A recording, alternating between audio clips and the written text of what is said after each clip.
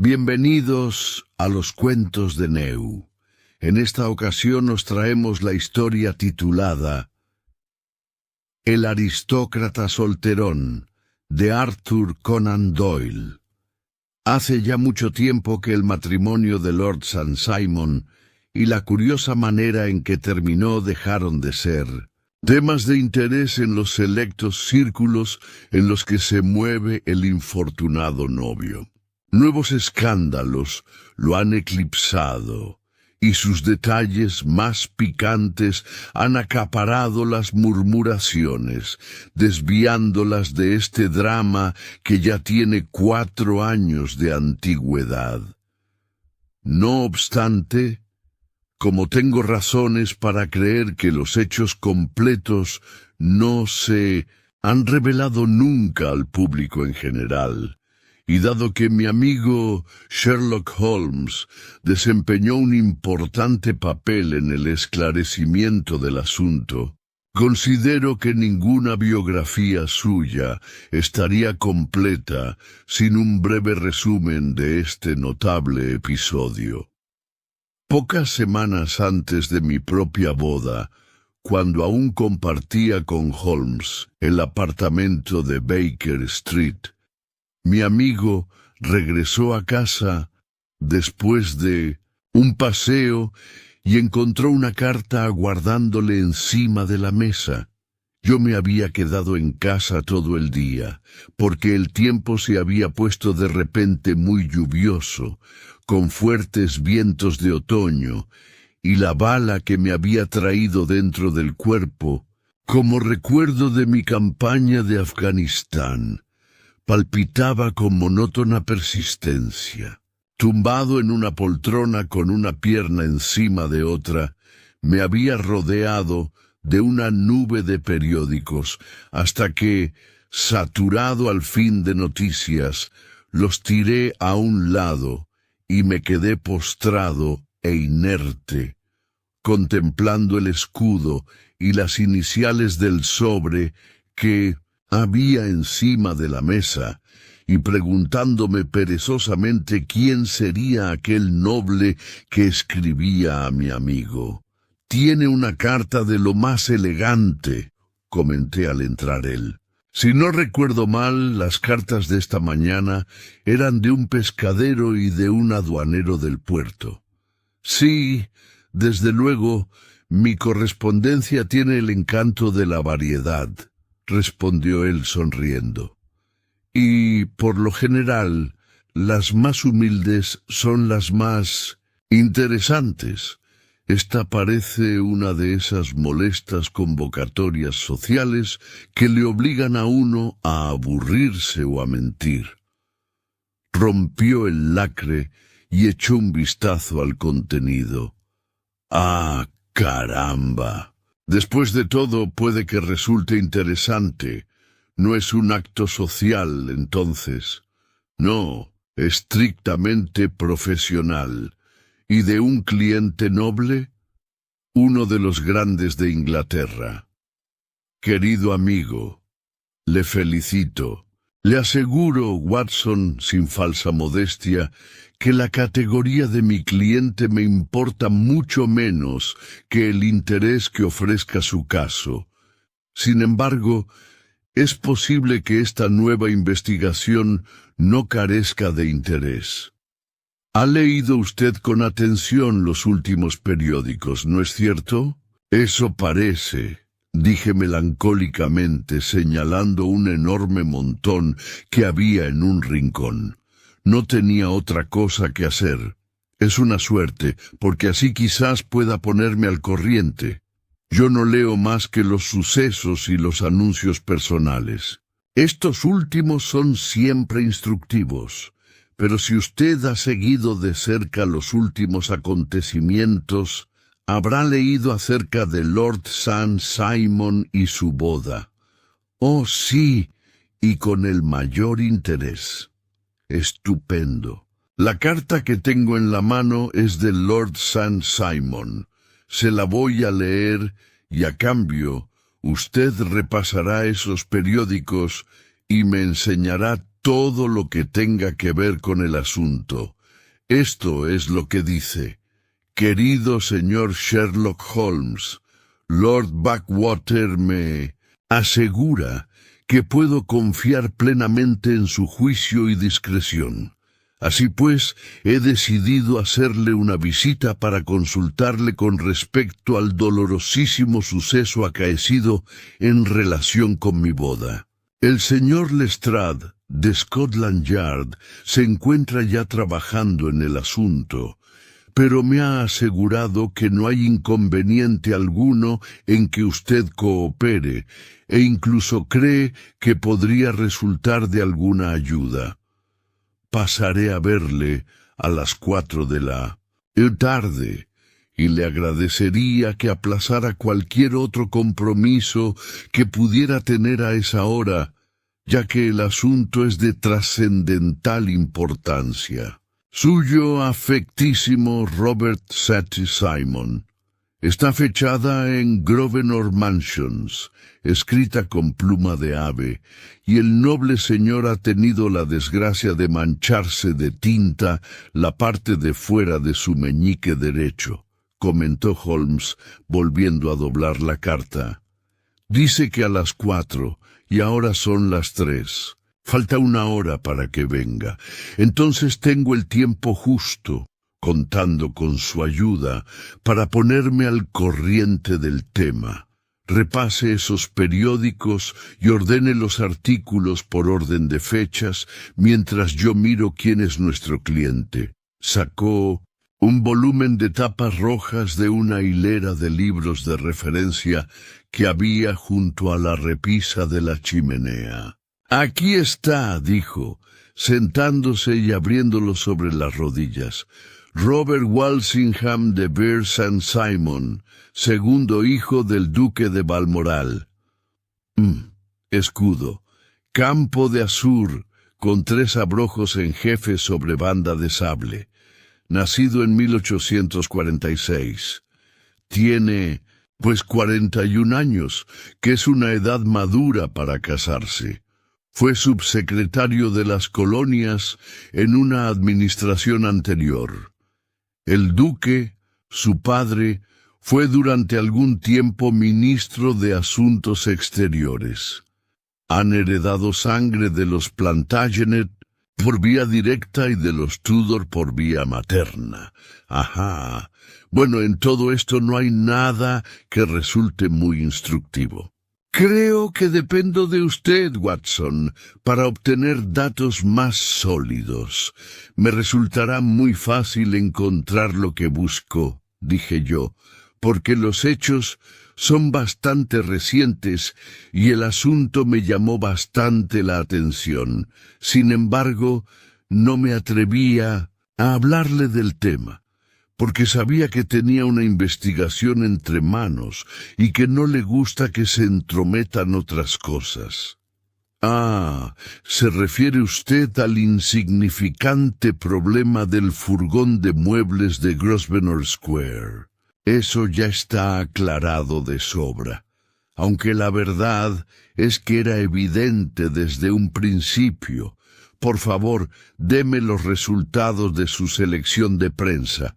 Aquí está la primera noticia que he podido encontrar.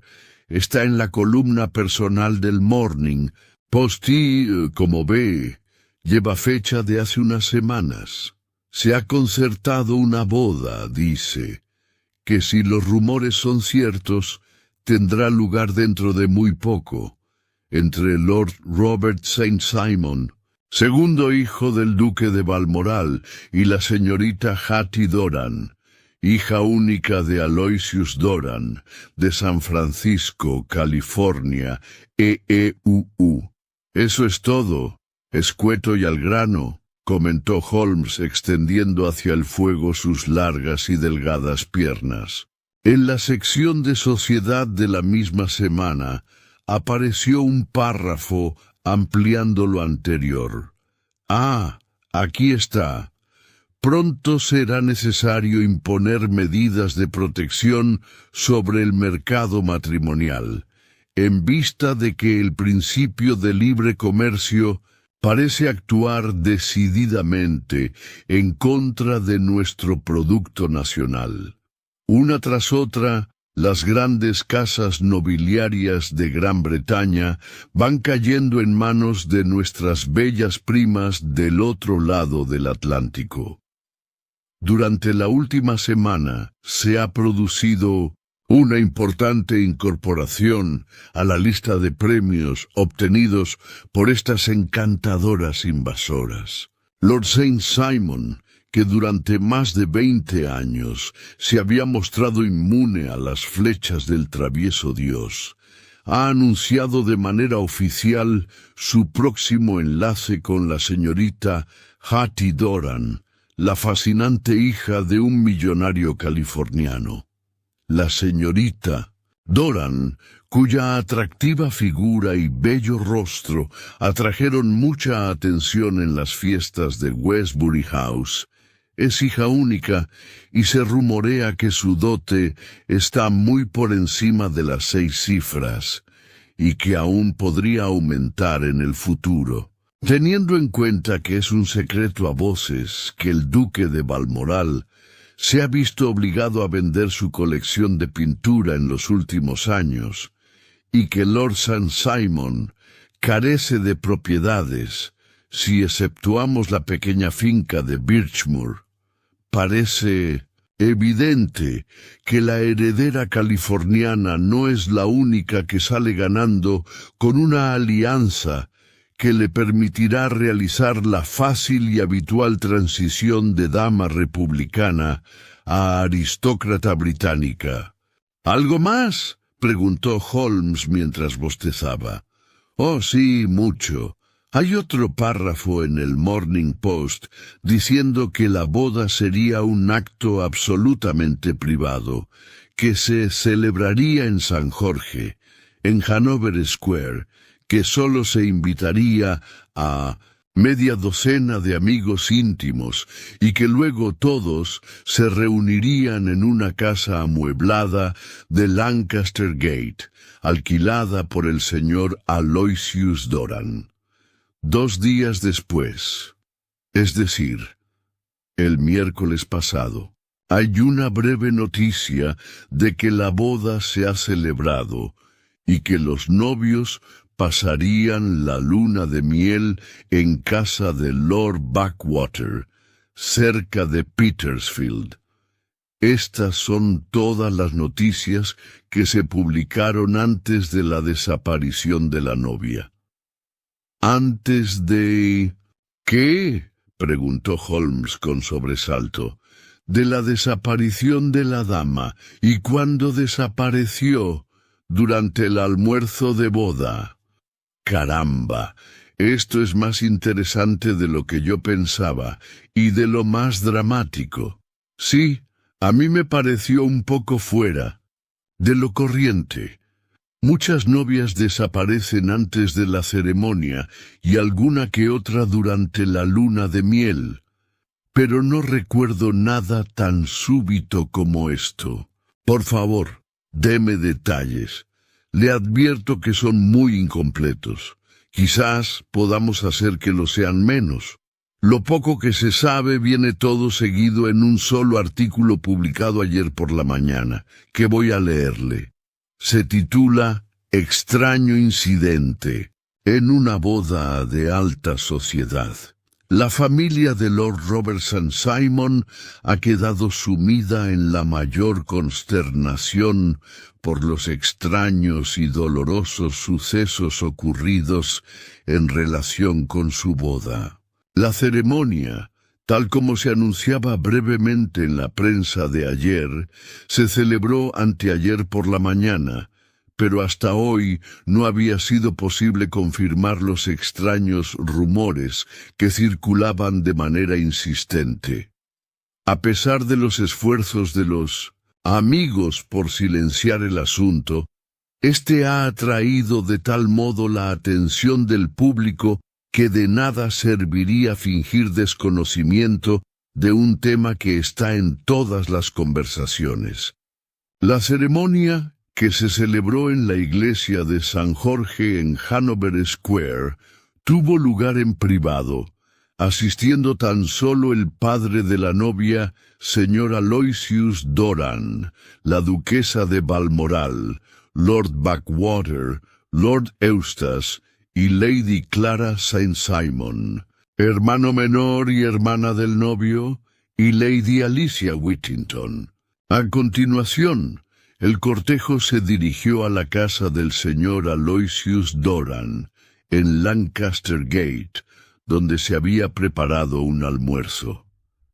Parece que allí se produjo un pequeño incidente, provocado por una mujer cuyo nombre no se ha podido confirmar, que intentó penetrar por la fuerza en la casa tras el cortejo nupcial, alegando ciertas reclamaciones que tenía que hacerle a Lord St. Simon. Tras una larga y bochornosa escena, el mayordomo y un lacayo consiguieron expulsarla. La novia, que afortunadamente había entrado en la casa antes de esta desagradable interrupción, se había sentado a almorzar con los demás cuando se quejó de una repentina indisposición y se retiró a su habitación. Como su larga ausencia empezaba a provocar comentarios, su padre fue a buscarla, pero la doncella le dijo que sólo había entrado un momento en su habitación para coger un abrigo y un sombrero, y que luego había salido a toda prisa por el pasillo. Uno de los lacayos declaró haber visto salir de la casa a una señora cuya vestimenta respondía a la descripción, pero se negaba a creer que fuera la novia por estar convencido de que ésta se encontraba con los invitados. Al comprobar que su hija había desaparecido, el señor Aloysius Doran, acompañado por el novio, se puso en contacto con la policía sin pérdida de tiempo, y en la actualidad se están llevando a cabo intensas investigaciones que probablemente no tardarán en esclarecer este misterioso asunto. Sin embargo, a últimas horas de esta noche todavía no se sabía nada del paradero de la dama desaparecida. Los rumores se han desatado, y se dice que la policía ha detenido a la mujer que provocó el incidente, en la creencia de que por celos o algún otro motivo pueda estar relacionada con la misteriosa desaparición de la novia. ¿Y eso es todo? Solo hay una notita en otro de los periódicos, pero bastante sugerente. ¿Qué dice? Que la señorita Flora Millar, la dama que provocó el incidente, había sido detenida. Parece que es una antigua bailarina del Allegro y que conocía al novio desde hace varios años. No hay más detalles, y el caso queda ahora en sus manos, al menos tal como lo ha expuesto la prensa. Y parece tratarse de un caso sumamente interesante. No me lo perdería por nada del mundo. Pero creo que llaman a la puerta, Watson, y dado que el reloj marca poco más de las 4, no me cabe duda de que aquí llega nuestro aristocrático cliente. No se le ocurra marcharse, Watson, porque me interesa mucho tener un testigo, aunque solo sea para confirmar mi propia memoria. El señor Robert St. Simon, anunció nuestro Botones, abriendo la puerta de par en par, para dejar entrar a un caballero, de rostro agradable y expresión inteligente, altivo y pálido, quizás con algo de petulancia en el gesto de la boca, y con la mirada firme y abierta de quien ha tenido la suerte de nacer para mandar y ser obedecido. Aunque sus movimientos eran vivos, su aspecto general daba una errónea impresión de edad, porque iba ligeramente encorvado y se le doblaban un poco las rodillas al andar. Además, al quitarse el sombrero de ala ondulada, vimos que sus cabellos tenían las puntas grises y empezaban a clarear en la coronilla. En cuanto a su atuendo, era perfecto hasta rayar con la afectación. Cuello alto, levita negra, chaleco blanco, guantes amarillos, zapatos de charol y polainas de color claro. Entró despacio en la habitación, girando la cabeza de izquierda a derecha y balanceando en la mano derecha el cordón del que colgaban sus gafas con montura de oro. «Buenos días, Lord St. Simon», dijo Holmes, levantándose y haciendo una reverencia. «Por favor, siéntese en la butaca de mimbre. Este es mi amigo y colaborador, el doctor Watson. Acérquese un poco al fuego y hablaremos del asunto. Un asunto sumamente doloroso para mí. Como podrá usted imaginar, señor Holmes, me ha herido en lo más hondo. Tengo entendido, señor, que usted ya ha intervenido en varios casos delicados, parecidos a este, aunque supongo que no afectarían a personas de la misma clase social. En efecto, voy descendiendo. ¿Cómo dice? Mi último cliente de este tipo fue un rey. ¡Caramba! No tenía idea. ¿Y qué rey? El rey de Escandinavia. ¿Cómo? También desapareció su esposa. Como usted comprenderá, dijo Holmes suavemente, aplico a los asuntos de mis otros clientes la misma reserva que le prometo aplicar a los suyos. Naturalmente, tiene razón, mucha razón. Le pido 1000 perdones. En cuanto a mi caso, estoy dispuesto a proporcionarle cualquier información que pueda ayudarle a formarse una opinión. Gracias. Sé todo lo que ha aparecido en la prensa, pero nada más. Supongo que puedo considerarlo correcto. Por ejemplo, este artículo sobre la desaparición de la novia. El señor St. Simon le echó un vistazo. Sí, es más o menos correcto en lo que dice, pero hace falta mucha información complementaria para que alguien pueda adelantar una opinión. Creo que el modo más directo de conocer los hechos sería preguntarle a usted. Adelante. ¿Cuándo conoció usted a la señorita Hattie Doran? Hace un año, en San Francisco. ¿Estaba usted de viaje por los Estados Unidos? Sí. ¿Fue entonces cuando se prometieron? No. ¿Pero su relación era amistosa? A mí me divertía estar con ella, y ella se daba cuenta de que yo me divertía. Es muy rico su padre. Dicen que es el hombre más rico de la costa oeste. ¿Y cómo adquirió su fortuna? Con las minas. Hace unos pocos años no tenía nada. Entonces encontró oro, invirtió y subió como un cohete. Veamos, ¿qué impresión tiene usted sobre el carácter de la señorita? Es decir, ¿de su esposa? El noble aceleró el balanceo de sus gafas y se quedó mirando al fuego. «Verá usted, señor Holmes», dijo, «mi esposa tenía ya 20 años cuando su padre se hizo rico. Se había pasado la vida correteando por un campamento minero y vagando por bosques y montañas, de manera que su educación debe más a la naturaleza que a los maestros de escuela. Es lo que en Inglaterra llamaríamos una buena pieza, con un carácter fuerte, impetuoso y libre, no sujeto a tradiciones de ningún tipo. Es impetuosa, hasta diría que volcánica. Toma decisiones con rapidez y no vacila en llevarlas a la práctica.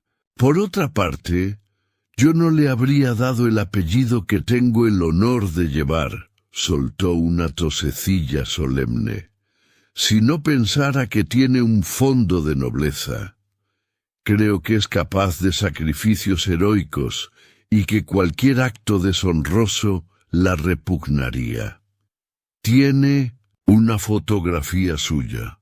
He traído esto. Abrió un medallón y nos mostró el retrato de una mujer muy hermosa. No se trataba de una fotografía, sino de una miniatura sobre marfil, y el artista había sacado el máximo partido al lustroso cabello negro, los ojos grandes y oscuros y la exquisita boca.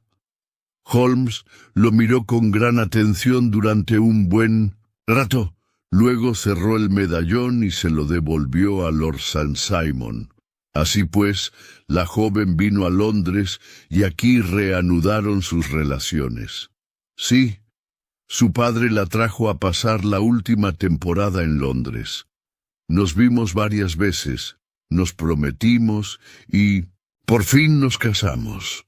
Tengo entendido que la novia aportó una dote considerable, una buena dote, pero no mayor de lo habitual en mi familia. Y por supuesto, la dote es ahora suya, puesto que el matrimonio es un hecho consumado.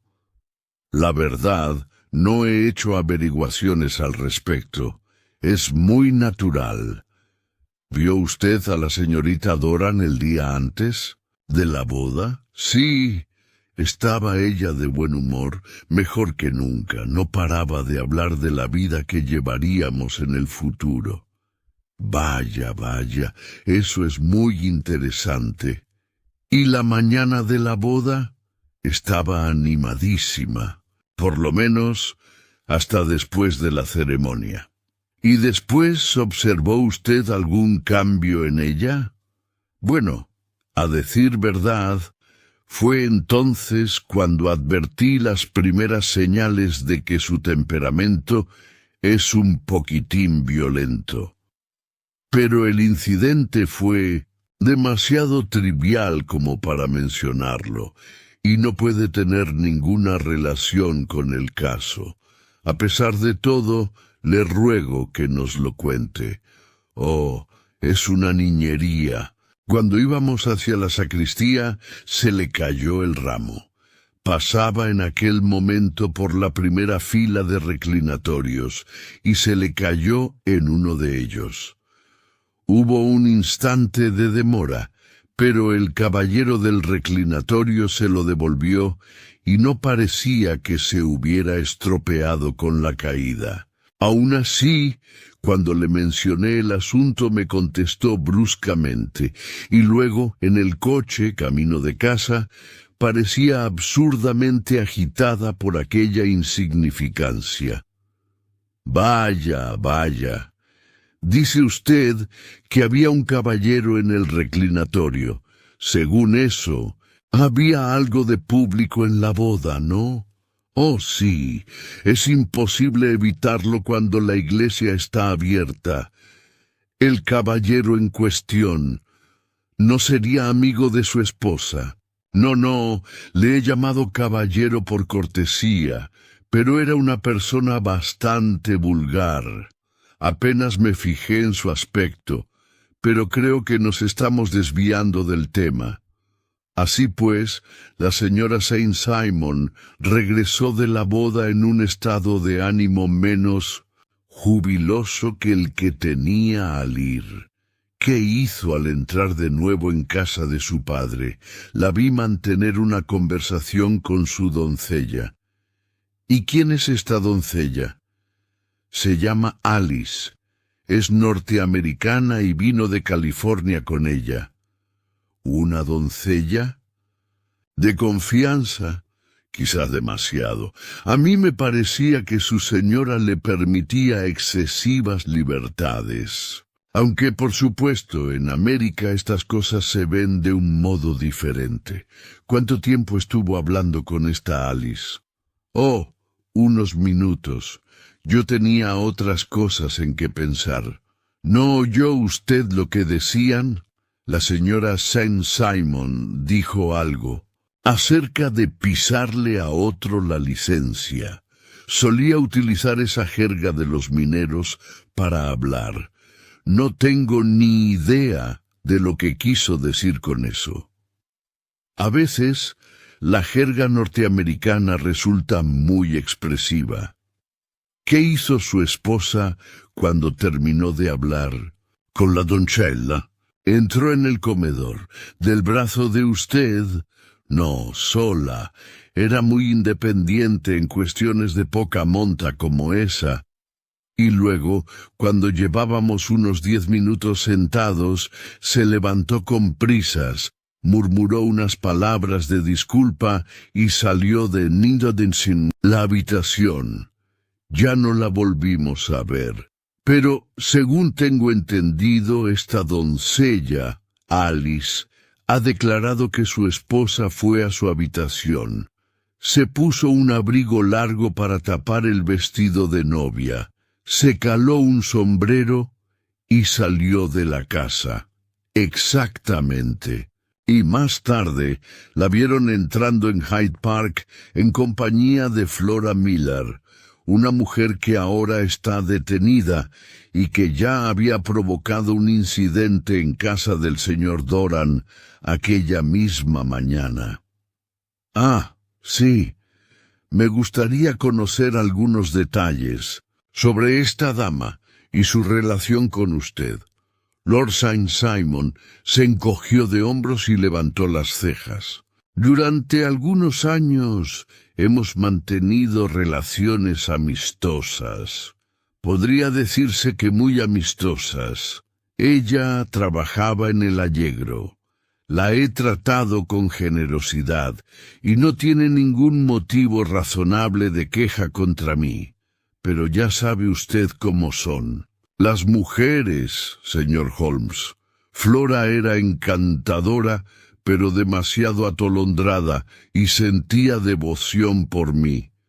Cuando se enteró de que me iba a casar, me escribió unas cartas terribles, y a decir verdad, la razón de que la boda se celebrara en la intimidad fue que yo temía que diese un escándalo en la iglesia. Se presentó en la puerta de la casa del señor Doran cuando nosotros acabábamos de volver, e intentó abrirse paso a empujones, pronunciando frases muy injuriosas contra mi esposa, e incluso amenazándola. Pero yo había previsto la posibilidad de que ocurriera algo semejante y había dado instrucciones al servicio, que no tardó en expulsarla. Se tranquilizó en cuanto vio que no sacaría nada con armar alboroto. ¿Su esposa oyó todo esto? No, gracias a Dios, no lo oyó.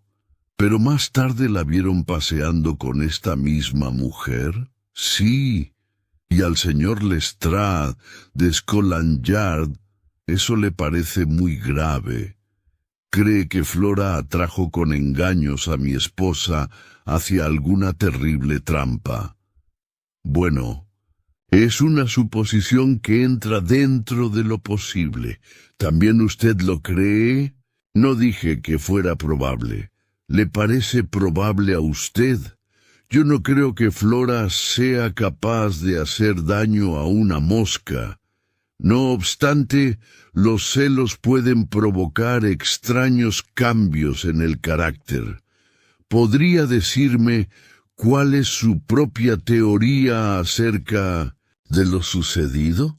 Bueno, en realidad he venido aquí en busca de una teoría, no a exponer la mía.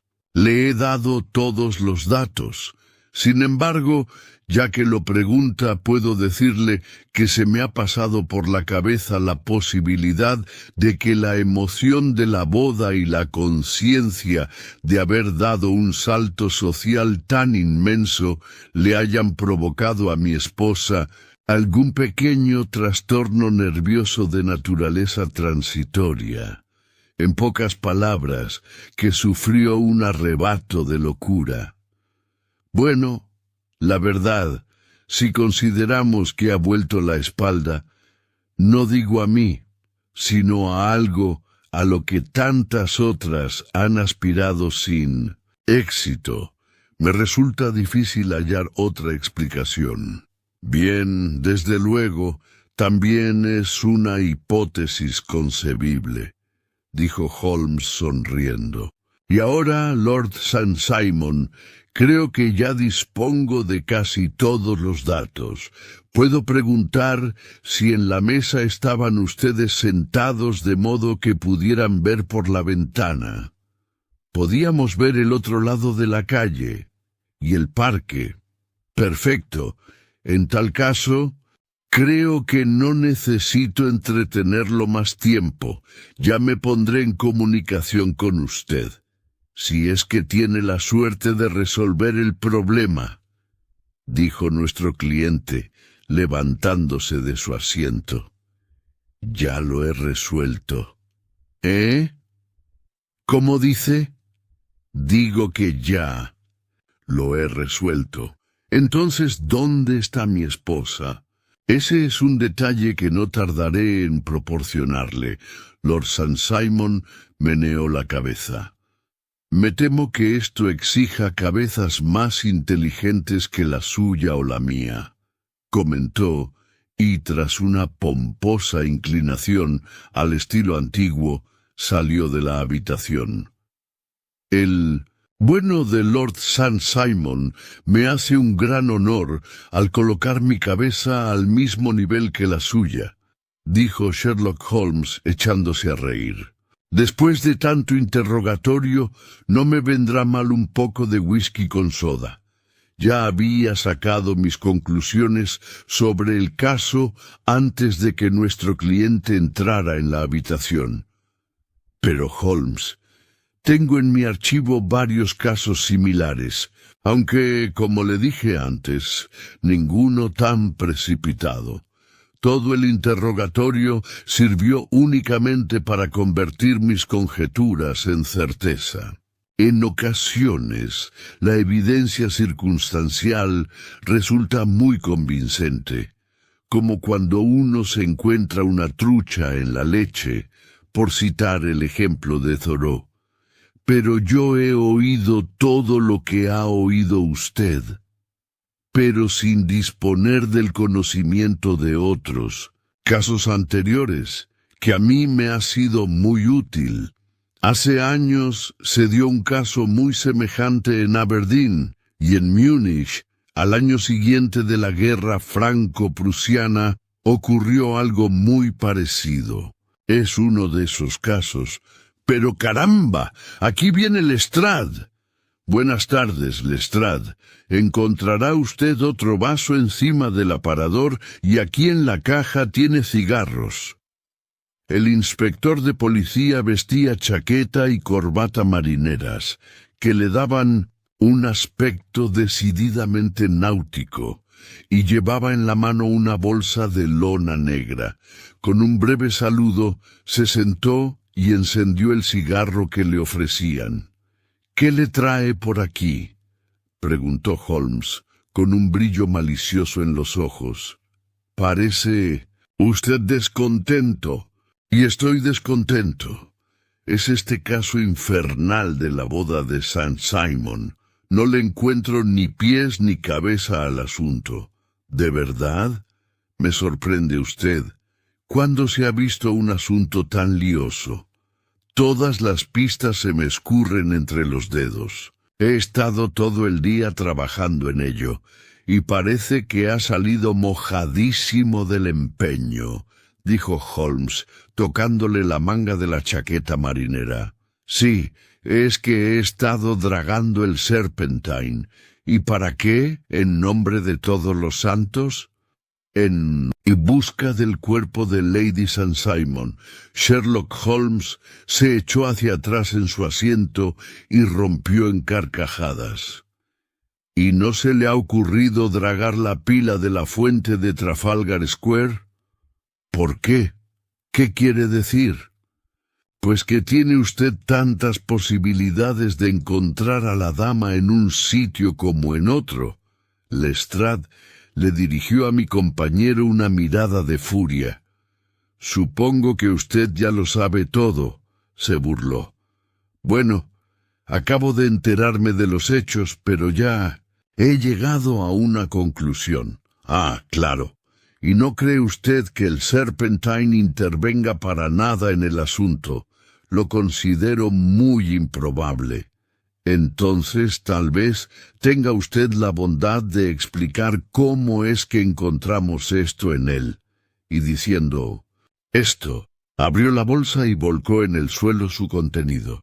Un vestido de novia de seda tornasolada, un par de zapatos de raso blanco, una guirnalda y un velo de novia, todo ello descolorido y empapado.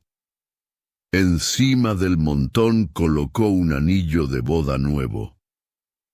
Aquí tiene, maestro Holmes. A ver cómo casca. Usted esta nuez. Vaya, vaya, dijo mi amigo lanzando al aire anillos de humo azulado. ¿Ha encontrado usted todo eso al dragar el Serpentín?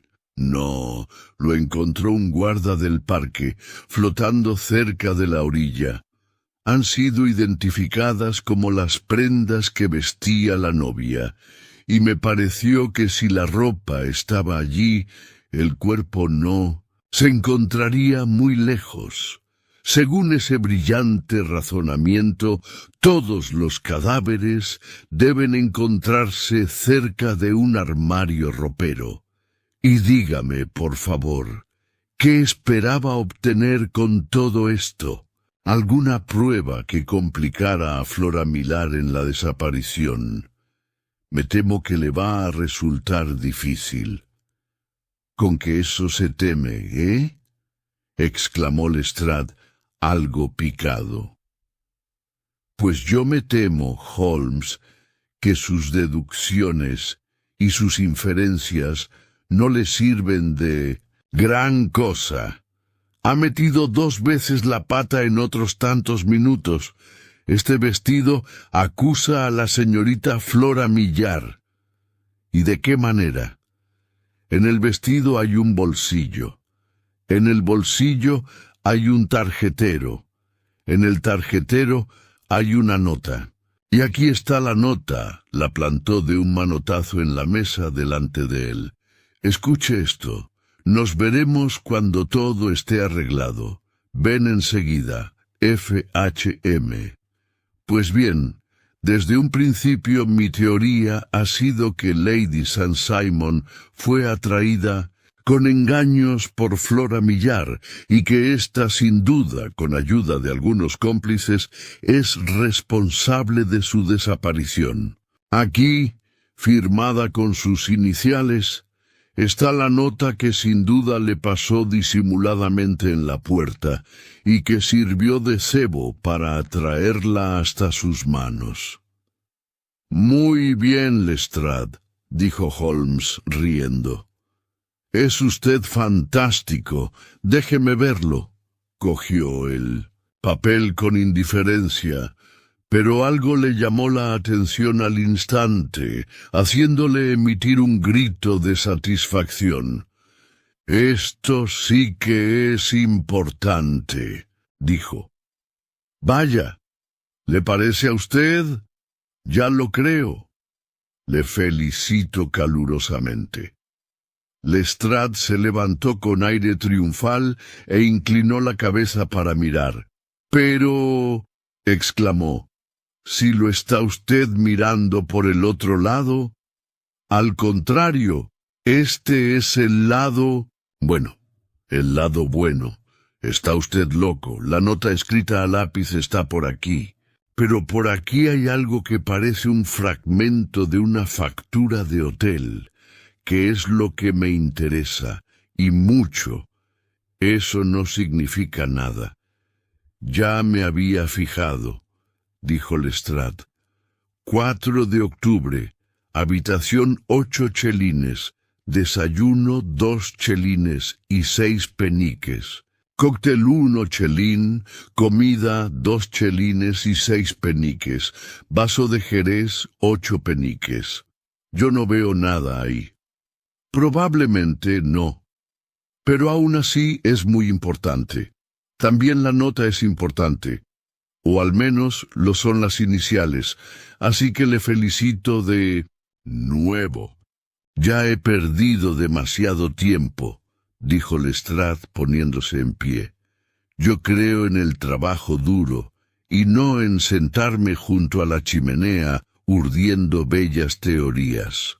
Buenos días, señor Holmes, y ya veremos quién llega antes al fondo del asunto. Recogió las prendas, las metió otra vez en la bolsa y se dirigió a la puerta. Le voy a dar una pequeña pista, Lestrade, dijo Holmes lentamente. Voy a decirle la verdadera solución del asunto. Lady St. Simon es un mito. No existe ni existió nunca semejante persona. Lestrade miró con tristeza a mi compañero. Luego se volvió a mí, se dio 3 golpecitos en la frente, meneó solemnemente la cabeza y se marchó con prisas. Apenas se había cerrado la puerta tras él cuando Sherlock Holmes se levantó y se puso su abrigo.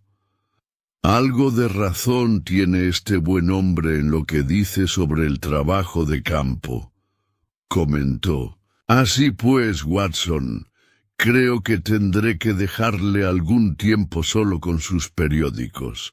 Eran más de las 5 cuando Sherlock Holmes se marchó, pero no tuve tiempo de aburrirme, porque antes de que transcurriera 1 hora llegó un recadero con una gran caja plana que procedió a desenvolver con ayuda de un muchacho que le acompañaba.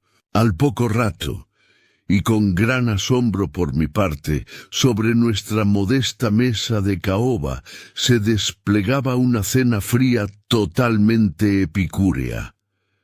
Había un par de cuartos de becada fría, un faisán, un pastel de foie gras y varias botellas añejas, cubiertas de telarañas. Tras extender todas aquellas delicias, los 2 visitantes se esfumaron como si fueran genios de las 1001 noches, sin dar explicaciones, aparte de que las viandas estaban pagadas y que les habían encargado llevarlas a nuestra dirección. Poco antes de las 9, Sherlock Holmes entró a paso rápido en la sala. Traía una expresión seria, pero había un brillo en sus ojos que me hizo pensar que no le habían fallado sus suposiciones. «Veo que han traído la cena», dijo, frotándose las manos. «Parece que espera usted invitados. Han traído bastante para 5 personas». «Sí, me parece muy posible que se deje caer por aquí alguna visita», dijo. «Me sorprende que Lord St. Simon no haya llegado aún». «Ajá, creo que oigo sus pasos en la escalera». Era, en efecto, nuestro visitante de por la mañana, que entró como una tromba, balanceando sus lentes con más fuerza que nunca, y con una expresión de absoluto desconcierto en sus aristocráticas facciones. «Veo que mi mensajero dio con usted», dijo Holmes. «Sí, y debo confesar que el contenido del mensaje me dejó absolutamente perplejo. ¿Tiene usted un buen fundamento para lo que dice?» «El mejor que se podría tener». Lord St. Simon se dejó caer en un sillón y se pasó la mano por la frente. «¿Qué dirá el duque?», murmuró, «cuando se entere de que un miembro de su familia ha sido sometido a semejante humillación? Ha sido puro accidente. Yo no veo que haya ninguna humillación. Usted mira las cosas desde otro punto de vista. Yo no creo que se pueda culpar a nadie. A mi entender, la dama no podía actuar de otro modo, aunque la brusquedad de su proceder sea, sin duda, lamentable. Al carecer de madre, no tenía a nadie que la aconsejara en esa crisis. Ha sido un desaire, señor, un desaire público, dijo Lord St. Simon, tamborileando con los dedos sobre la mesa. Debe usted ser indulgente con esta pobre muchacha, colocada en una situación tan sin precedentes. Nada de indulgencias. Estoy verdaderamente indignado y he sido víctima de un abuso vergonzoso. Creo que ha sonado el timbre, dijo Holmes. Sí, se oyen pasos en el vestíbulo. Si yo no puedo convencerle de que considere el asunto con mejores ojos, Lord St. Simon, he traído un abogado que quizás tenga más éxito. Abrió la puerta e hizo entrar a una dama y a un caballero. Lord St. Simon, dijo. Permítame que le presente al señor Francis Hamilton y señora. A la señora creo que ya la conocía. Al ver a los recién llegados, nuestro cliente se había puesto en pie de un salto y permanecía muy tieso, con la mirada gacha y la mano metida bajo la pechera de su levita, convertido en la viva imagen de la dignidad ofendida. La dama se había adelantado rápidamente para ofrecerle la mano, pero él siguió negándose a levantar la vista. Posiblemente ello le ayudó a mantener su resolución, pues la mirada suplicante de la mujer era difícil de resistir. «Estás enfadado, Robert», dijo ella. «Bueno, supongo que te sobran motivos. Por favor, no te molestes en ofrecer disculpas», dijo Lord St. Simon en tono amargado. «Oh, sí, ya sé que te he tratado muy mal y que debería haber hablado contigo antes de marcharme, pero estaba como atontada, y desde que vi aquí a Frank no supe lo que hacía ni lo que decía. No me explico cómo no caí desmayada delante mismo del altar. ¿Desea usted, señora Moulton, que mi amigo y yo salgamos de la habitación mientras usted se explica?» «Si se me permite dar una opinión», intervino el caballero desconocido, «ya ha habido demasiado secreto en este asunto. Por mi parte, me gustaría que Europa y América enteras oyeran las explicaciones. Era un hombre de baja estatura, fibroso, tostado por el sol, de expresión avispada y movimientos ágiles. Entonces, contaré nuestra historia sin más preámbulo», dijo la señora.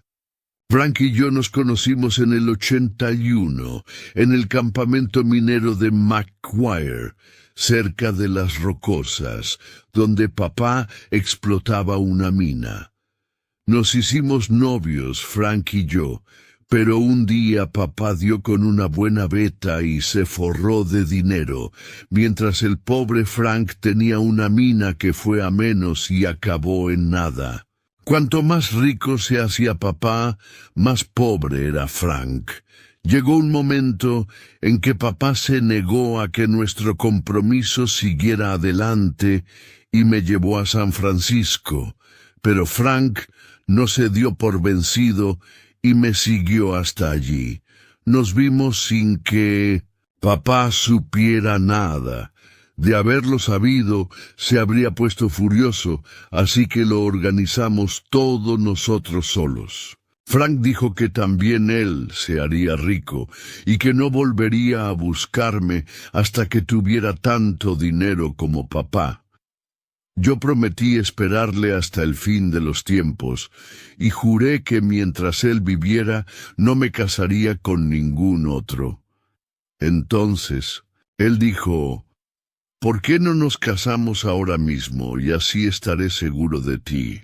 No revelaré que soy tu marido hasta que vuelva a reclamarte. En fin, discutimos el asunto y resultó que él ya lo tenía todo arreglado con un cura esperando y todo, de manera que nos casamos allí mismo. Y después Frank se fue a buscar fortuna y yo me volví con papá. Lo siguiente que supe de Frank fue que estaba en Montana. Después oí que andaba buscando oro en Arizona. Y más tarde tuve noticias suyas desde Nuevo México.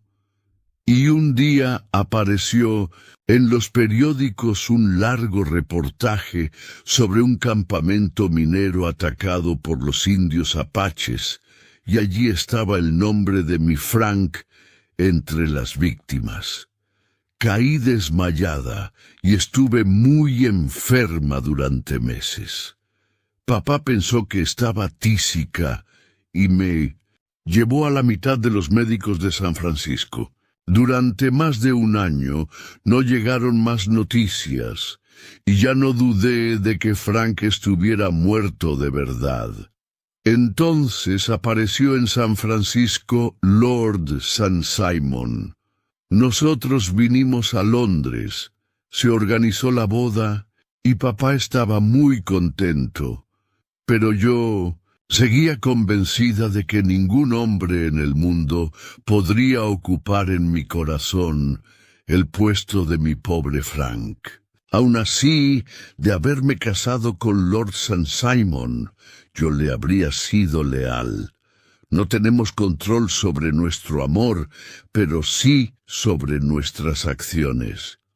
Fui con él al altar con la intención de ser para él tan buena esposa como me fuera posible. Pero ¿puede usted imaginarse lo que sentí cuando, al acercarme al altar, volví la mirada hacia atrás y vi a Frank mirándome desde el primer reclinatorio? Al principio lo tomé por un fantasma, pero cuando lo miré de nuevo, seguía allí, como preguntándome con la mirada si me alegraba de verlo o lo lamentaba. No sé cómo no caí al suelo. Sé que todo me daba vueltas, y las palabras del sacerdote me sonaban en los oídos como el zumbido de una abeja. No sabía qué hacer. Debía interrumpir la ceremonia y dar un escándalo en la iglesia.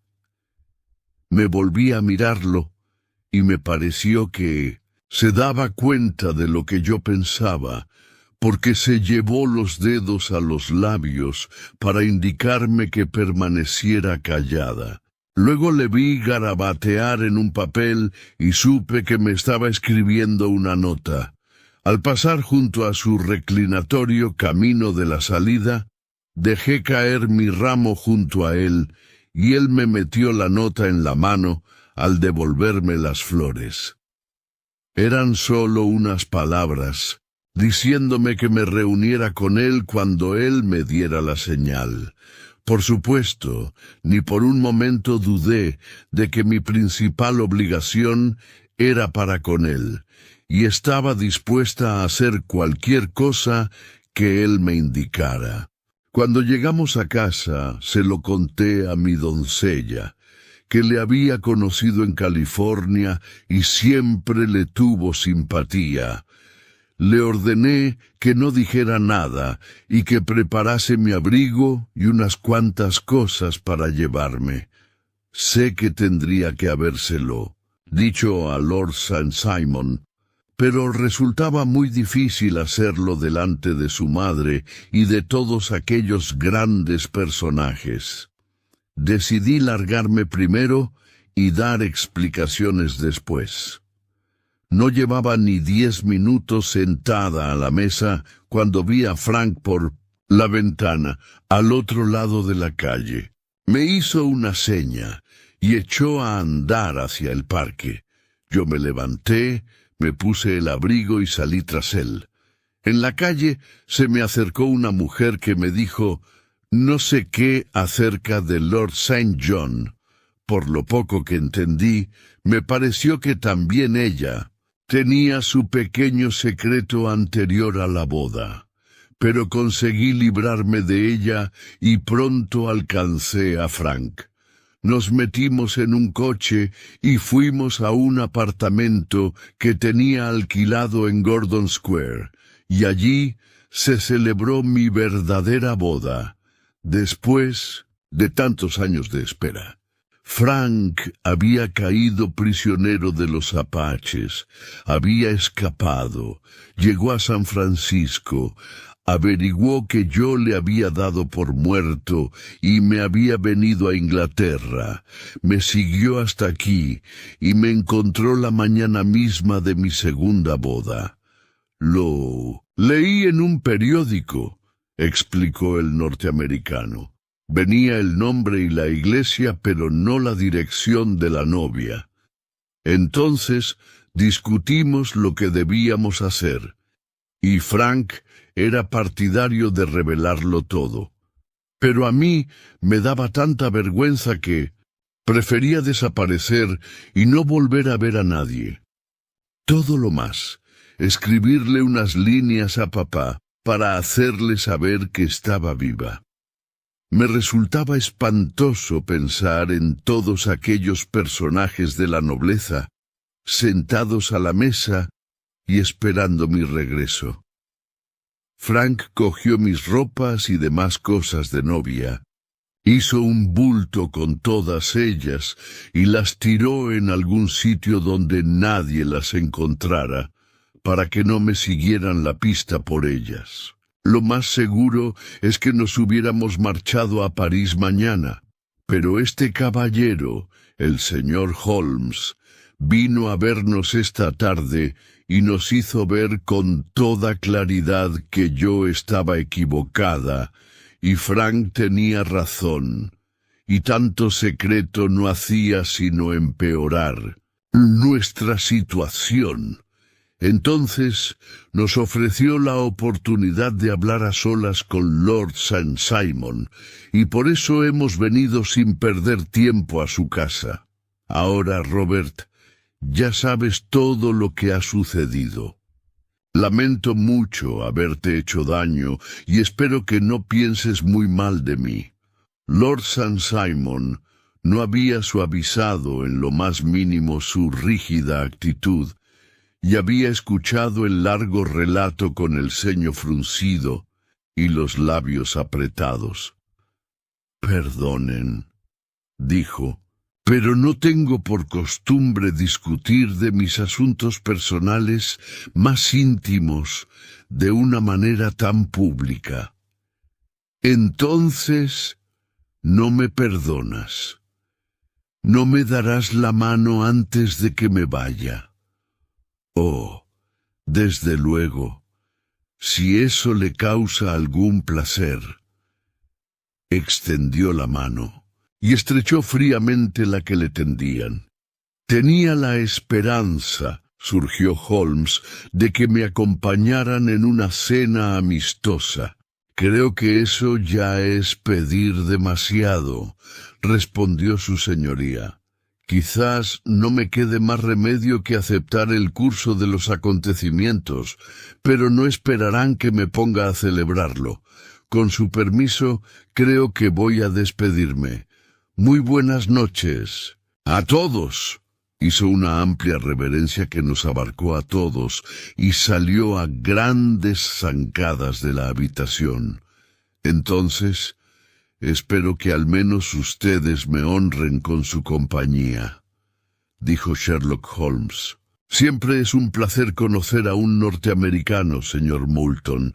Soy de los que opinan que la estupidez de un monarca y las torpezas de un ministro en tiempos lejanos no impedirán que nuestros hijos sean algún día ciudadanos de una única nación que abarcará todo el mundo, bajo una bandera que combinará los colores de la Union Jack con las barras y estrellas. Ha sido un caso interesante, comentó Holmes cuando nuestros visitantes se hubieron marchado, porque demuestra con toda claridad lo sencilla que puede ser la explicación de un asunto que a primera vista parece casi inexplicable. No podríamos encontrar otro más inexplicable, y no encontraríamos una explicación más natural que la serie de acontecimientos narrada por esta señora, aunque los resultados no podrían ser más extraños si se miran, por ejemplo, desde el punto de vista del señor Lestrade, de Scotland Yard. Así pues, no se equivocaba usted. Desde un principio, había dos hechos que me resultaron evidentísimos. El primero, que la novia había acudido por su propia voluntad a la boda. El otro, que se había arrepentido a los pocos minutos de regresar a casa. Evidentemente, algo había ocurrido durante la mañana que le hizo cambiar de opinión. ¿Qué podía haber sido? No podía haber hablado con nadie, porque todo el tiempo estuvo acompañada del novio. ¿Acaso había visto a alguien? De ser así, tenía que haber sido alguien procedente de América, porque llevaba demasiado poco tiempo en nuestro país como para que alguien hubiera podido adquirir tal influencia sobre ella que su mera visión la indujera a cambiar tan radicalmente de planes. Como ve, ya hemos llegado, por un proceso de exclusión, a la idea de que la novia había visto a un americano. ¿Quién podía ser este americano? ¿Y por qué ejercía tanta influencia sobre ella? Podía tratarse de un amante, o podía tratarse de un marido. Sabíamos que había pasado su juventud en ambientes muy rudos y en condiciones poco normales. Hasta aquí había llegado antes de escuchar el relato de Lord St. Simon, cuando éste nos habló de un hombre en un reclinatorio, del cambio de humor, de la novia, del truco tan transparente de recoger una nota dejando caer un ramo de flores, de la conversación con la doncella y confidente, y de la significativa alusión a pisarle la licencia a otro, que en la jerga de los mineros significa apoderarse de lo que otro ha reclamado con anterioridad. La situación se me hizo absolutamente clara. Ella se había fugado con un hombre, y este hombre tenía que ser un amante o un marido anterior. Lo más probable, lo último. ¿Y cómo consiguió usted localizarlos?